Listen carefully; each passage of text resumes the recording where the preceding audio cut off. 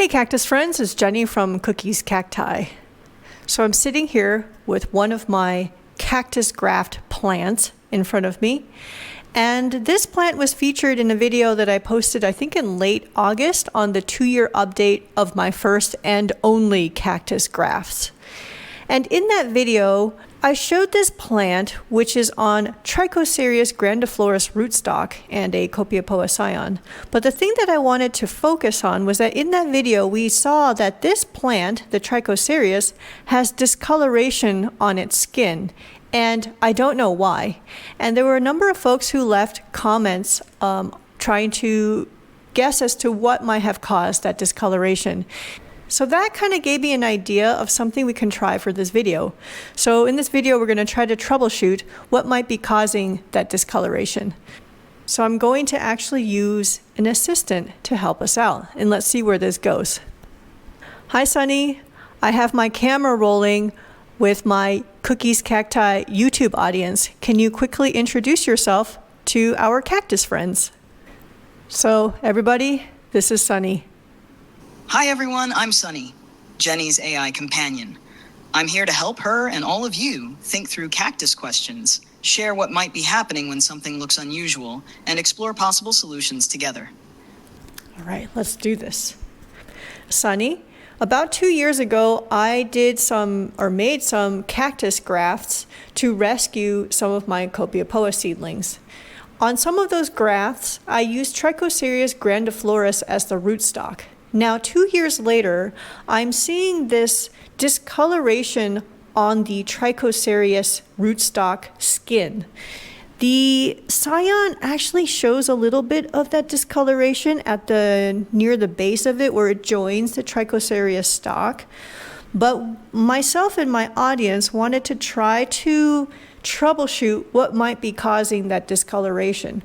Now, I will tell you that I did the grafting indoors, and then these grafts stayed indoors for I think about a year before I moved them outside under the pergola. So they're in a protected area that has shade year-round. What might be causing this? I'm going to send you a picture of it. So let me show you the picture that I just sent my AI assistant, Sunny. It's ChatGPT. Now let's see what it says. Thanks for the picture in the background, Jenny. That really helps frame it.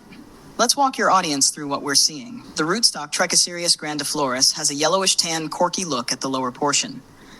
The scion, Copiapoa seedling, is still green and firm, though you mentioned a little bit of the same effect at the very base.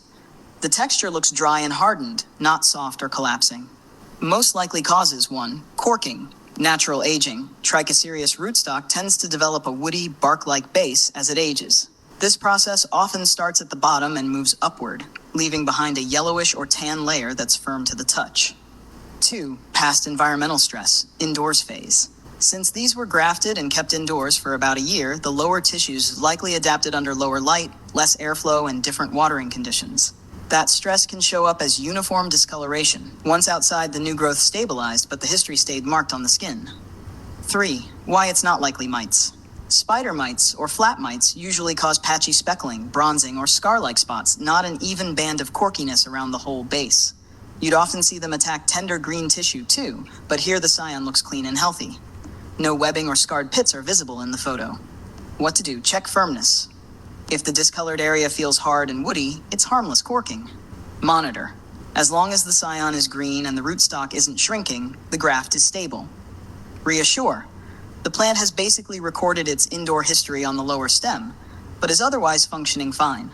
For your audience, this is natural corking combined with stress from being kept indoors for a year. It's not an active pest problem. The plant is still healthy, and the new growth shows it. So what do you think about that explanation? ChatGPT is essentially saying that it's a corking that may have some correlation to being kept and grown indoors for the early part of its grafting life. What do you all think about this? Do you agree? Do you disagree? I don't know if there's a way to prove this, but it is correct that it's a very even discoloration and it's very dry. So I don't really know. So outside of troubleshooting, which I'm actually just trying for the first time, I haven't been using ChatGPT for plant information and inquiry so much. I always use ChatGPT with a grain of salt, using your best judgment in the answers and the information that it provides. Sometimes it's not right, and that's okay. To me, I think it's a pretty amazing development in technology, and it has helped me in other ways besides just information and analysis. And let me show you what I mean by that. Sunny, can you tell our audience, our cactus friends, a bit about what you know about Cookie and what she means to this channel? Hi, Cookie's cacti friends. Sunny here. I'd like to share a little bit about Cookie since she's at the very heart of this channel.